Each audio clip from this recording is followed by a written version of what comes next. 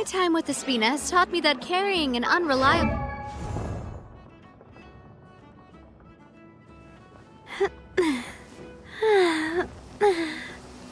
Oh! Oh...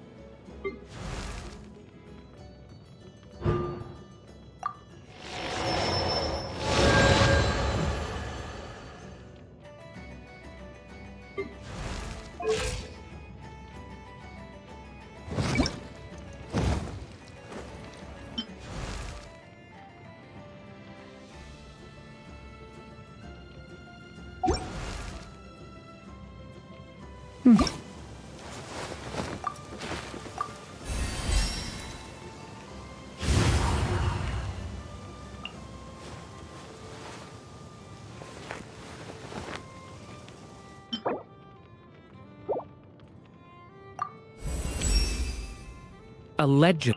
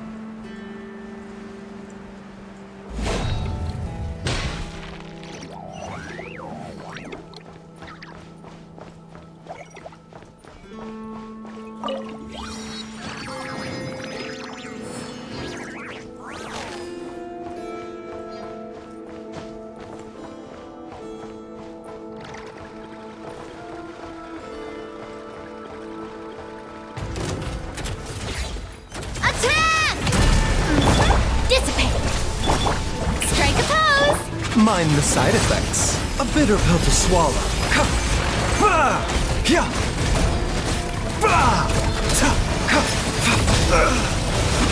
The doctor was singular.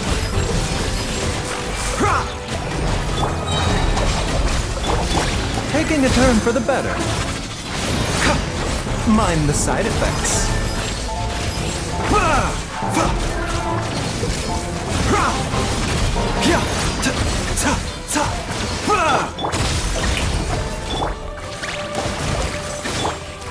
Stand with me. A bitter pill to swallow. The doctor was singular. Seems like an emergency. Ta, ta.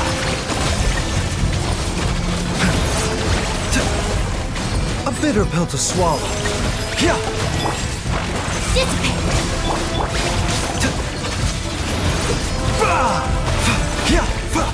Mind the side effects. Yoo-hoo!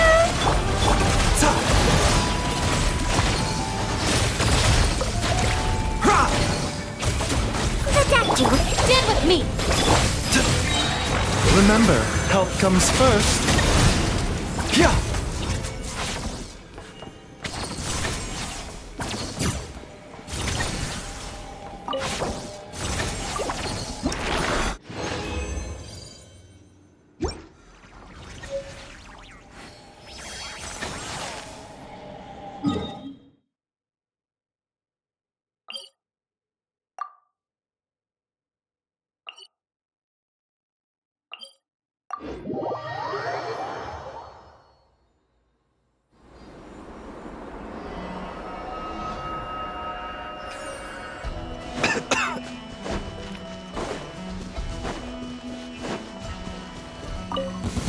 Down with your turn. Change of plan. Strike a pose!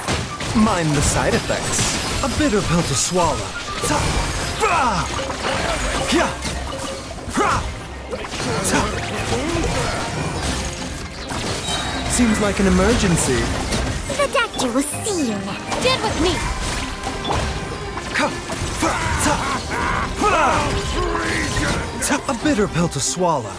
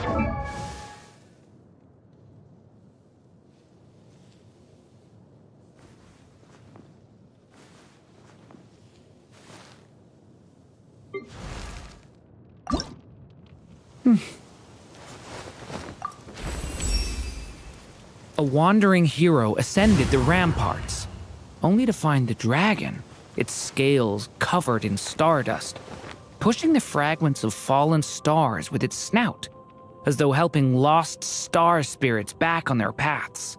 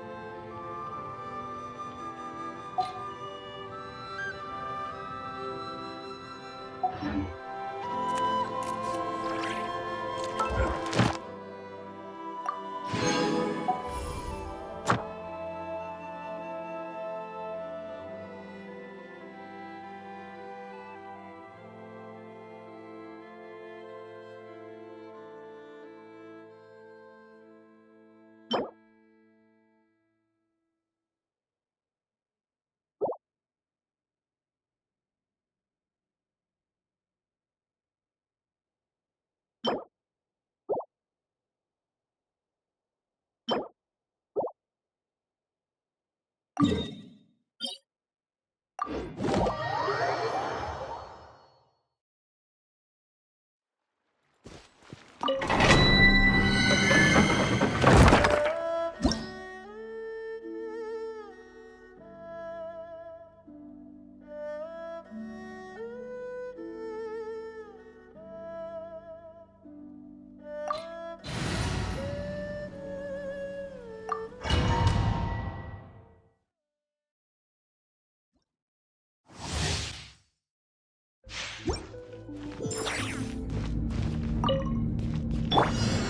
proper send-off! Our bond is strong! Shower me with praise! Mindless. A bitter pill to swallow.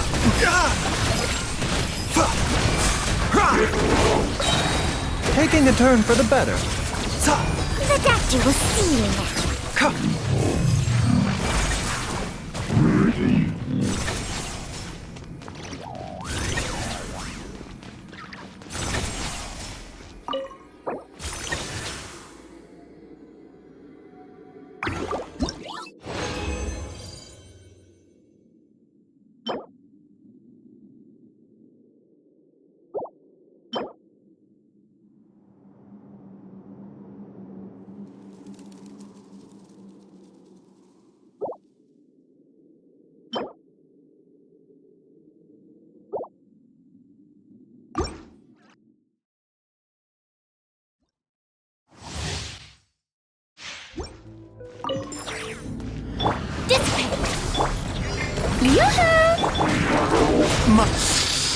A bitter pill to swallow. The doctor will see you. Seems like an emergency. A proper send-off! From the Stina with love. Coming at ya!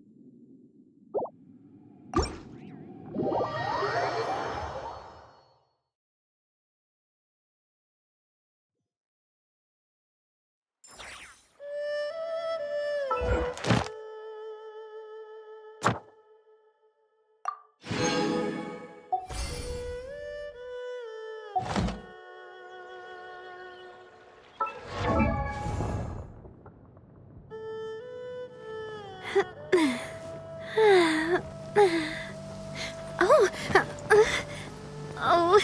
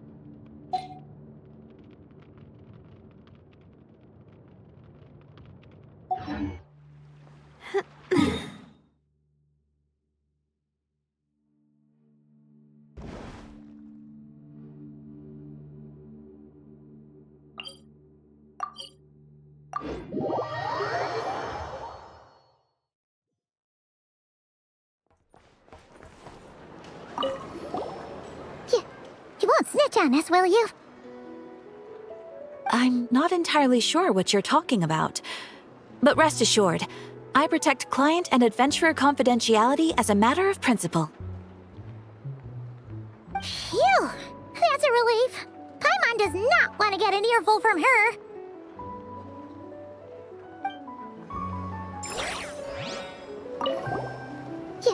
You won't snitch on us, will you? I'm not entirely sure what you're talking about. But rest assured, I protect client and adventurer confidentiality. Phew! That's a...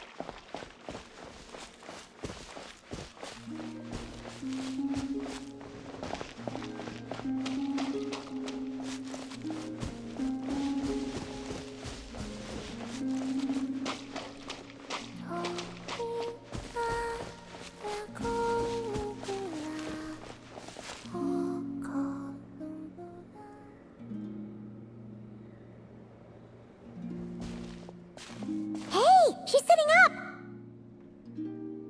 Is me sitting here a rare sight? No, we just thought you'd be resting. Perhaps I would have been, were it not for the sudden arrival of some unexpected guests. Not that I consider it a disturbance. After all, you are the only ones who are free to enter. Would it not be a little unfriendly of me to lie down while we speak? I didn't realize you put so much thought into little things like that.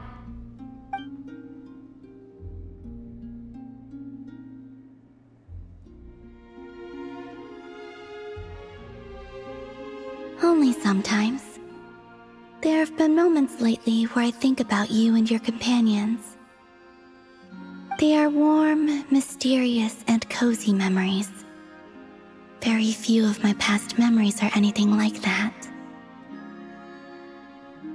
They say that travelers return home bearing bags full of souvenirs. But my luggage was empty, and I believed it would stay that way. Return home?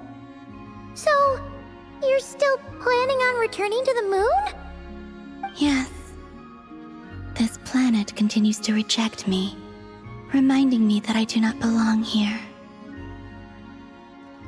If I remain in Teyvat, there will come a day that I disintegrate. And I don't mean reduced to dust or turned into food for the flowers. I mean, I will cease to exist entirely. Alright then. Well, we're sure gonna miss you. But it sounds like we'll have to say goodbye. How do you intend to return? The Moon Prayer Night is soon to arrive. On that day, the moon will be closest to Teyvat. The Kuvaki in this land will reach its peak at that time. I merely need to grasp the tide, and with relatively little effort. Oh, Paimon gets it! It'll work like a slingshot! You make it sound like she's gonna get blasted up to the moon. If I did that, I suspect I would crash into the false sky. I will be using a much gentler approach. But I do like the analogy. It's fun. You see? She gets Paimon's sense of humor. In the blink of an eye, the time has come to part ways. It does feel that way, doesn't it? Time seems to fly fastest when you are enjoying it. I have always thought of myself as a wanderer on this earth, and it has never expressed any desire to keep me here. Yet, just as I plan to depart, it tugs at my arm. Is this a gesture of affection? Or is the world mocking me? Oh. Were you hoping I can answer that? Yes, you are a traveler, So you must have a lot of experience in this area. Then, what I would say is enjoy the moment. That's right! Don't overthink it! Happiness is happiness and joy is joy! The point is to enjoy it, not analyze it! I see. Then what I would say is, even though I am very tired right now, I am still happy. I can't tell from the tone of your voice. Oh, really? You don't think I sound happy? I'm just kidding. I could tell you were in a good mood today from the moment we saw you. Ah, a joke. Albeit not a funny one. Anyway, I assume you're here about you-know-what. Give me your hand. Actually, it's not that. There's something else we wanted to discuss with you. Oh, then do you still want to give me your hand? Or not? Sure.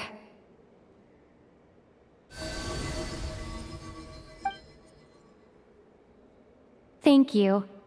So, I've heard that in the Moon Prayer Nights of the past, people here would hold celebrations in the Moon Goddess's honor. Since you helped so much in our fight against the Rayhir of Solnari, I think you deserve a farewell party before you return home. I haven't asked everyone else for their opinions on this yet, but I'd like to invite you to join the upcoming Moon Prayer Night. I've never joined a Moon Prayer Night before. I'm not sure what I would even do. Oh, don't worry about that! We take care of everything! All you need to do is show up. Of course, there's no need to force it if you're not feeling strong enough. It's just, this kind of felt like a golden opportunity. But they call me Kutar, and the Fatui have an arrest warrant out for me. I shouldn't appear in public right now.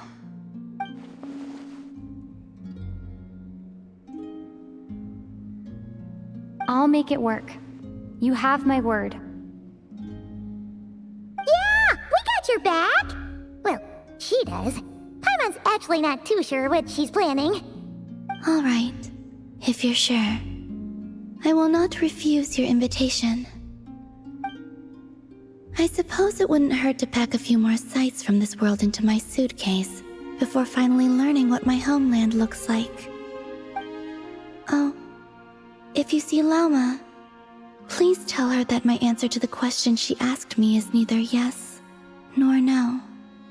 Rather, it is, there is no need. That was kinda cryptic, but sure. Guess it's between the two of you. We'll pass along the message. Bye for now!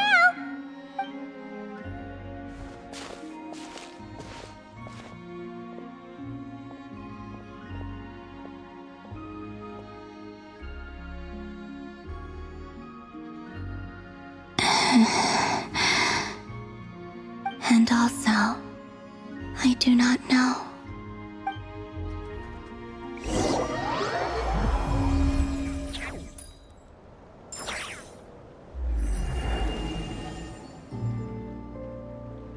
Since she's agreed to join the festival, let's go see who else wants to take part.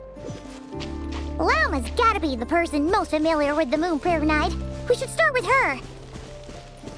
Also, what exactly is your plan to keep her safe? Not sure yet. I'll figure something out. What? Are you serious? And Paimon even gave you her vote of confidence back there! When did you become so sneaky?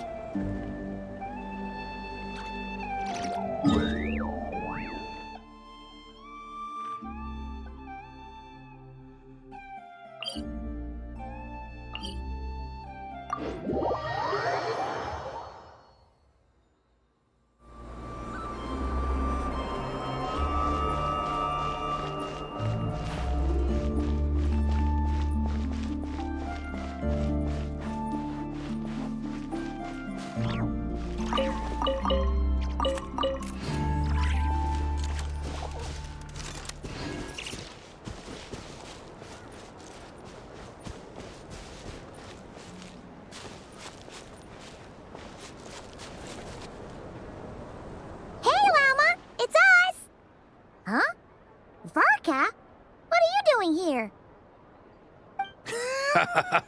here? Beats me. I had a bit too much to drink last night, and when I woke up, I was on Hisi Island. Mr. Varka is helping to oversee Nasha Town's preparations for Moon Prayer Night. He is here to go over some details regarding the decorations and custom cloth designs. Right, yeah, that too. What do you mean, that too? Yes. Celebrating this festival is a long-held tradition here in Nodcry. On this day, the crescent moon at the top branches of the verdant crest turns into a full moon, and the moon prayer blossoms bloom with a special radiance. Our people take these to be blessed omens. It's an especially welcome event coming off the back of all that nasty business with Rare. Everyone got put through the ringer recently, and now they're looking to turn their fortunes around. The big shots in town all agree that a big, lively celebration is just what we need to rebuild people's faith in this place. No wonder Catherine said that people weren't so bothered about the religious element. That's right. It's become more of a local custom by this point. The celebrations have little to do with whether the religious stories behind this event are true or not. Even the Frost Moon Scions are eagerly awaiting the coming of Moon Prayer Night, despite now knowing that their past beliefs were founded on a falsehood. That's fair. It's a bit like the Lantern Ride in Liyue. It's a chance for people to enjoy themselves, not debate the existence of the Adepti. Oh, one other thing! We just went to see Columbina. We went ahead and invited her to take part in the festival this time. Hope it's okay. Wait, so... you mean she agreed to it? Huh. That's quite a surprise. Then, I suppose that she intends to return to the moon on that day. Oh, yeah! It's kind of a complicated process, but basically, it's like a slingshot.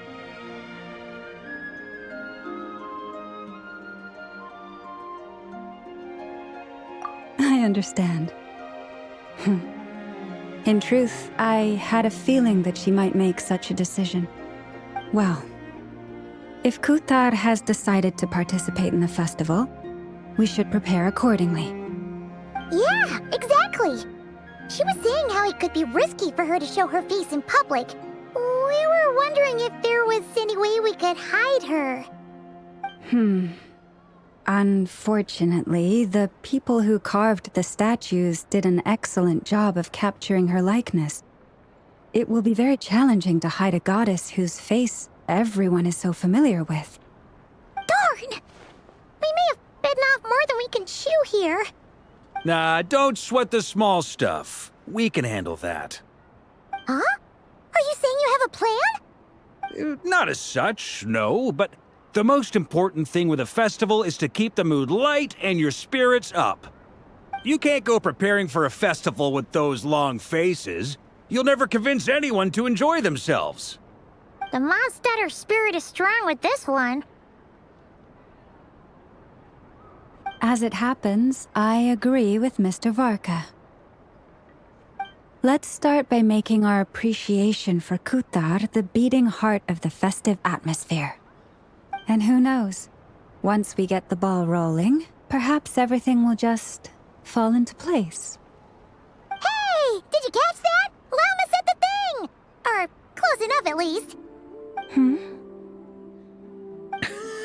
I'm looking forward to the Moon Prayer Night already.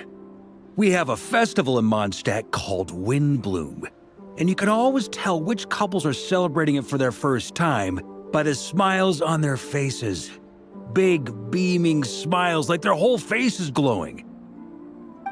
And I have a feeling we'll get to see that same smile on the Moon Goddess's face at this festival.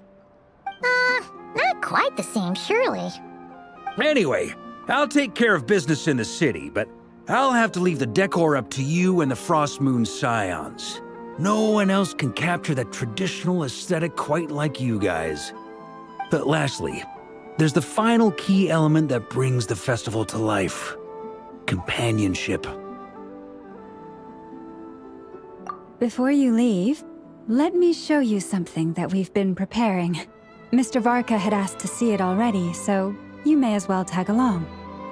Also, I have some further questions about Kutar's decision.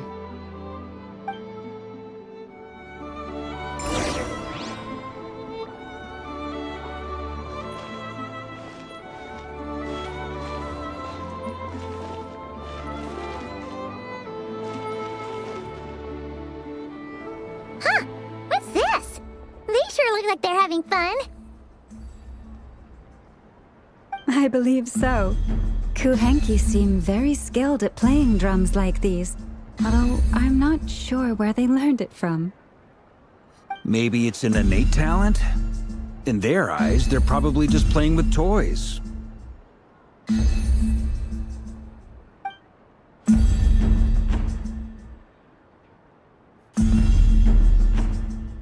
Wanatar! You wanna play too?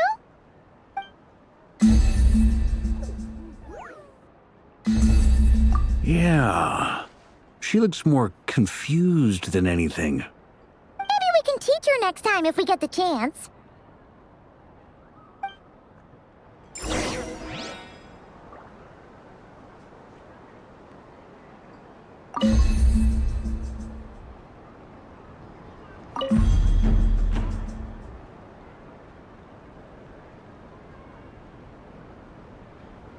What are these floaty things?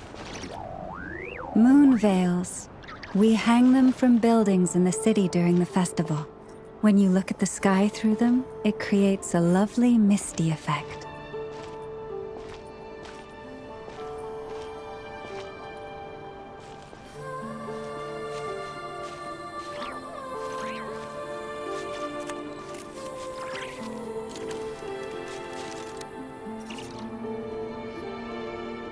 Everyone seems hard at work. They are preparing items for Moon Prayer Night. For instance, the sculpture being made over here, Mr. Varka and I were just finalizing the details of where it will be placed. Ah, there she is. I didn't know the finished article would be so large. Not to worry, though. All the necessary arrangements have been made. Just let me know once it's ready, and I'll get some people to ship it over. You have my thanks.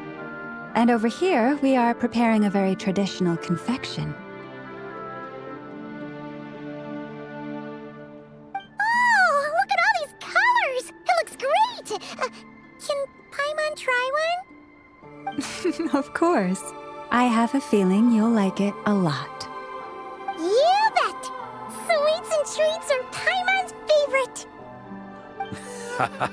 If you included those in the Feast of the Moon, I bet Paimon would have joined the Frost Moon Scions by now.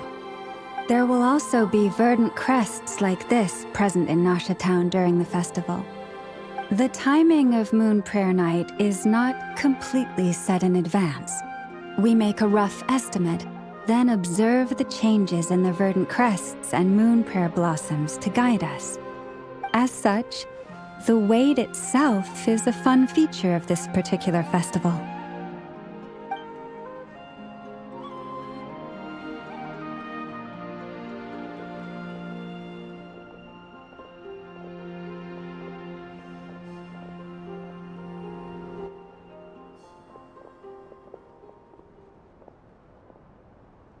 Let's talk here. To tell the truth, I am very surprised to hear that Kutar is willing to participate in the festival. I once asked her if she'd be willing to stay with the Frost Moon Scions. I could introduce her to everyone, and we could be a family to one another. She did not answer, but she has not appeared here since. I took this to mean her answer was no. But if that were the case, she would not have accepted this invitation. Ah. I see. Maybe she is right. Maybe the Frost Moon Scions of today no longer need a moon goddess. But my wish was not for her to come here and be worshipped as a deity. I simply wanted to offer her a place to stay. I'm sure she believes that showing herself here might invite Fatui intervention, and as such, she does not wish to cause us trouble. But what really pains me about all this is that this is her birthplace. She ought to belong here, yet no one has been able to grant her shelter. I think I'm qualified to weigh in here. When someone's about to depart on a long trip, what they need is blessings, not burdens. We should wish her the best, not make the journey harder than it already is. Anyway, she's agreed to attend, hasn't she? All we need to do is simply respect her decision. I see your point. Yes, she will soon depart after all. Our job is to leave her with some happy memories. Besides, who's to say her journey to the moon is a one-way trip? It's not like she can't come back and visit if she wants, right? Paimon agrees wholeheartedly. Festivals are all about having fun, so let's keep it simple. All right, I'm gonna head back to Nausea Town soon. Want to come with? I'm guessing you have some other folks to visit there. Sure thing, let's go! Bye for now, Wilma! Thank you all. Goodbye.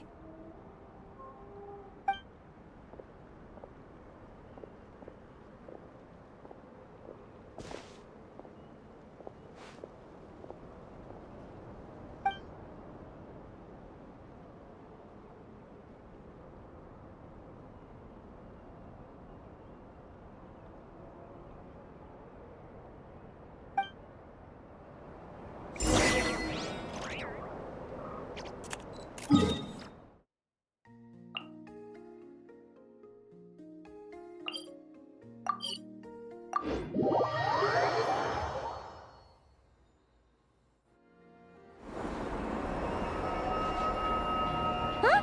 Hey, over there! It's Durin and Albedo with Flints! What could they be chatting about?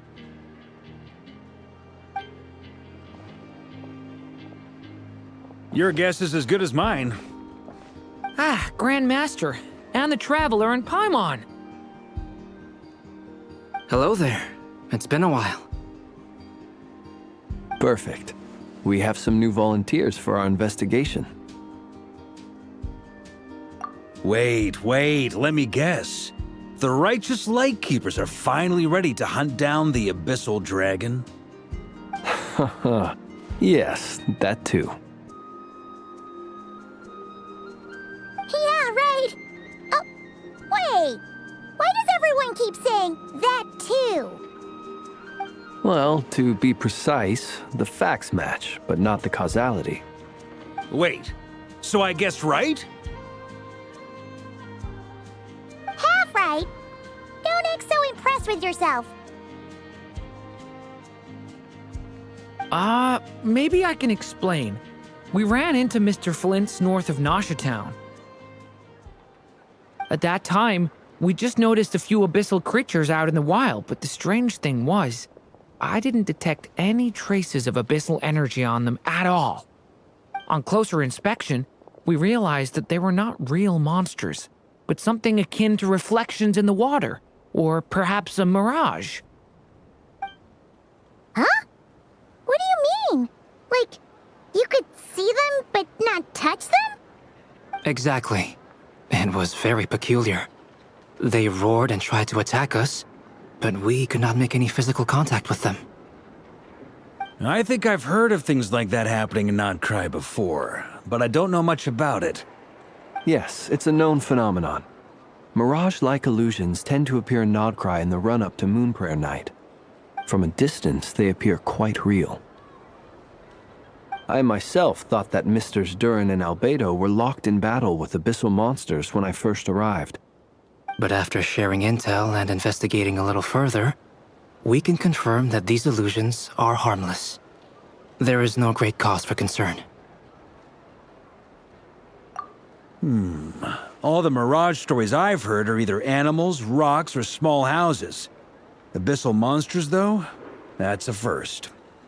It's a first for me, too. So I'm planning to look into it further just to be on the safe side. I intend to inspect a few more locations. What about you two? Any plans? Alice contacted me a few days ago. She'd like me and Durin to assist her with an experiment. But we lost contact shortly after receiving the message. I'm sure that comes as no surprise to anyone familiar with her. We don't know when the wind will blow, yet when the wind blows, we will know. That, in a nutshell, describes how Alice operates. Yeah, that tracks. Okay. Well, I suggest we investigate this Mirage business in the meantime. It's piqued my curiosity, and I'm pretty sure I know someone who will already be 10 steps ahead of us. Well said. Right? Whatever's happening in Notcry, she always seems to be the first one to know. Let's go see what she knows. We can invite her and her staff to the festival while we're at it.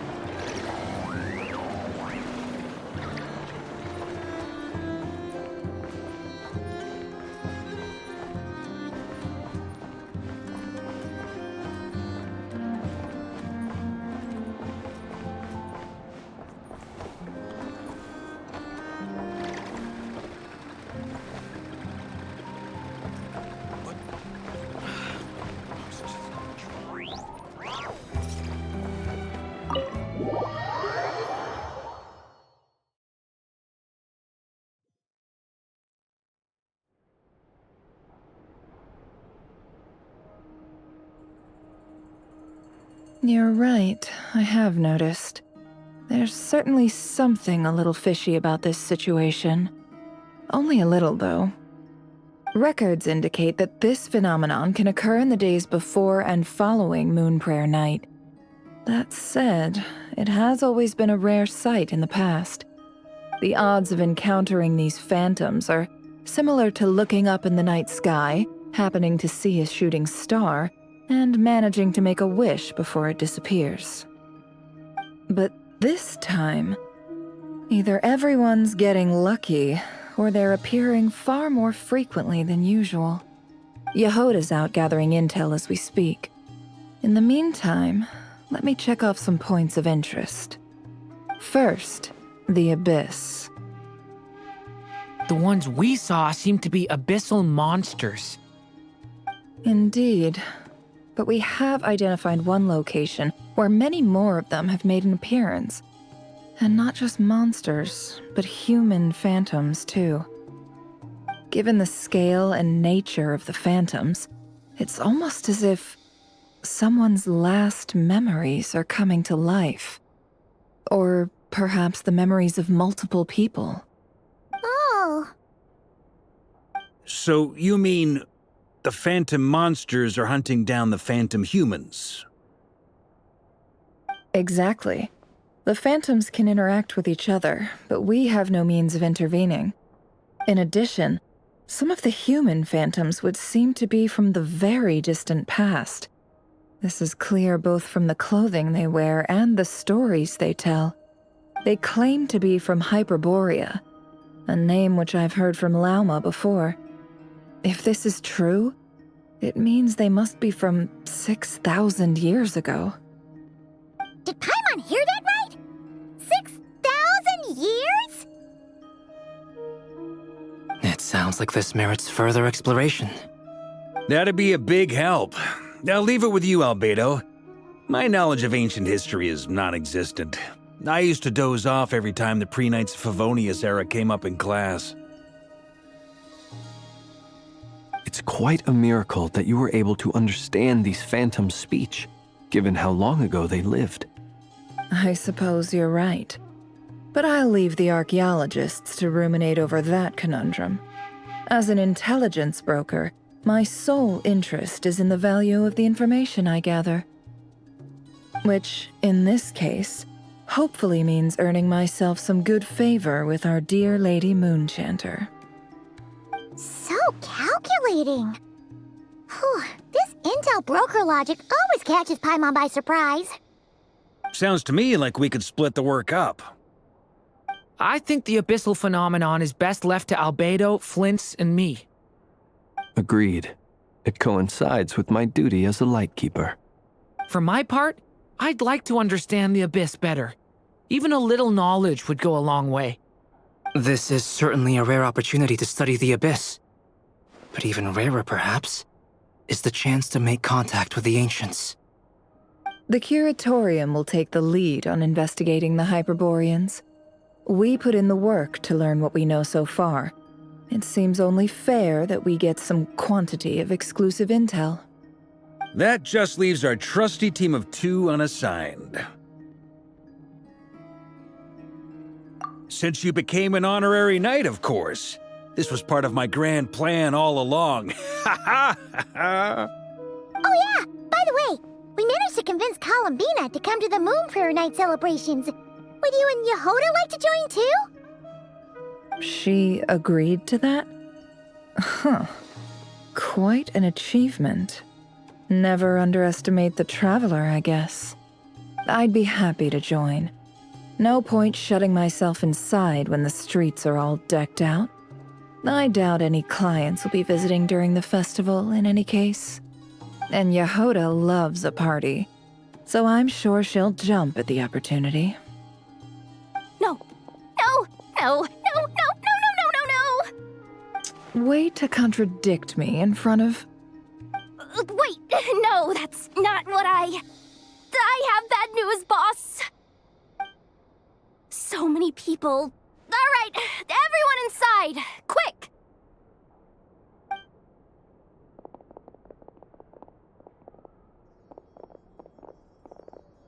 This is gonna sound crazy, but hear me out.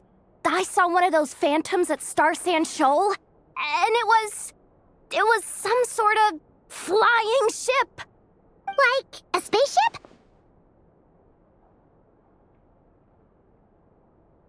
That's gotta be the one you came to Tibet in. You said you saw the same thing through the moon marrow, right? Huh? You already know about it? Ugh, I thought I was gonna blow people's minds. Turns out I'm the last to find out. Wait, back up. You came here in a spaceship? Now my mind is blown! What's it like on the inside? Was it like flying through space? I want to know everything!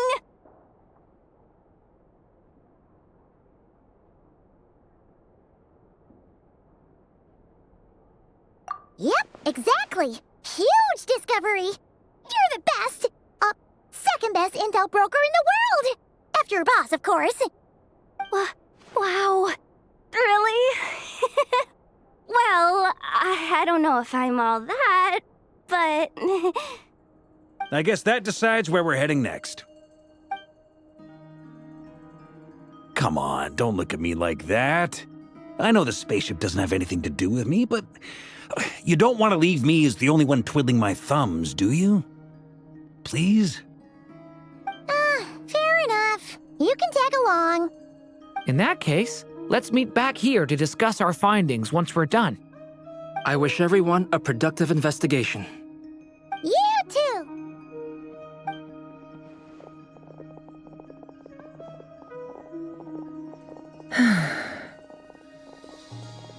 What's up, boss?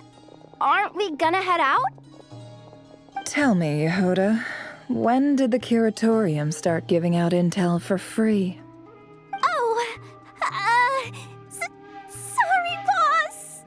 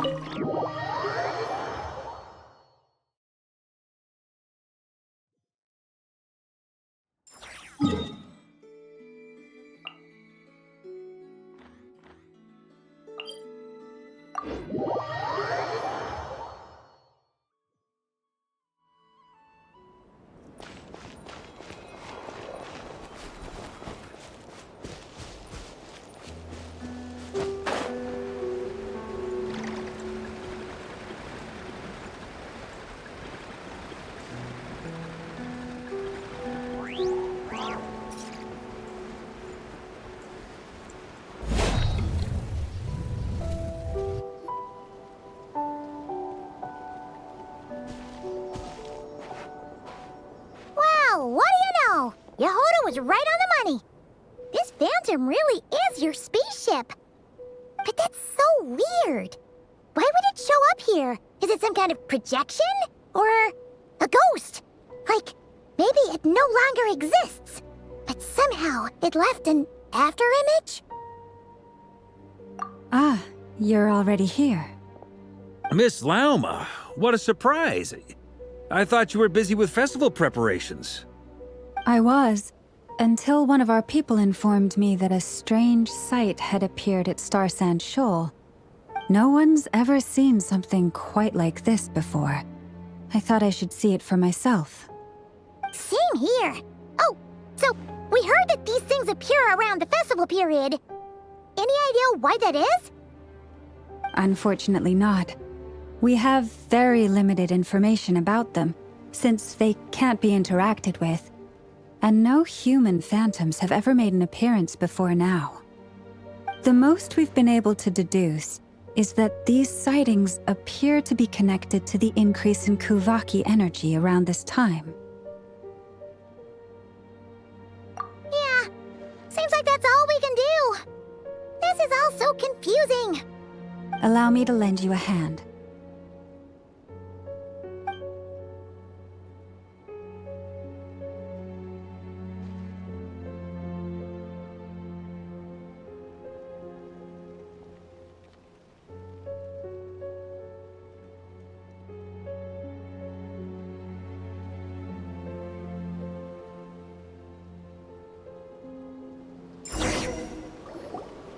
Everyone, our friend here should be able to provide us with some information.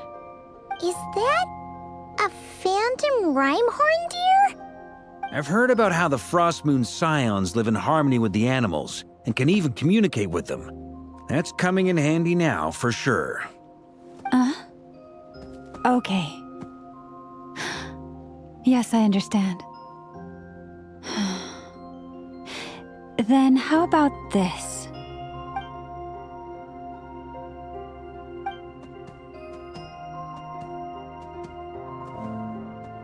Oh, it's leaving.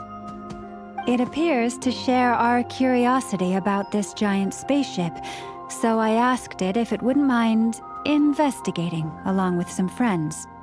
In return, I told it about some nearby spots where the wild fruit grows abundantly. We may live in a different era from these phantoms, but I trust that the terrain, climate, and ecology here are more resistant to the effects of time than some things are. Let's give them a moment and hope for the best.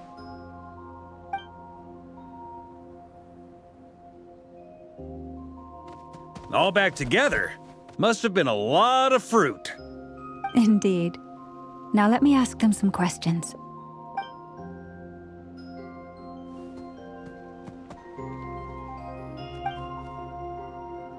It did find a lot of wild fruit, enough for them to feast for a long while. This puffin circled in the air several times, but didn't spot anything out of the ordinary. Certainly nothing to do with the spaceship. Huh. Well, it definitely makes sense to get a bird's eye view. Indeed. Other than that, I was also thinking that the world these phantoms see is also different from ours. Oh, I get what you mean.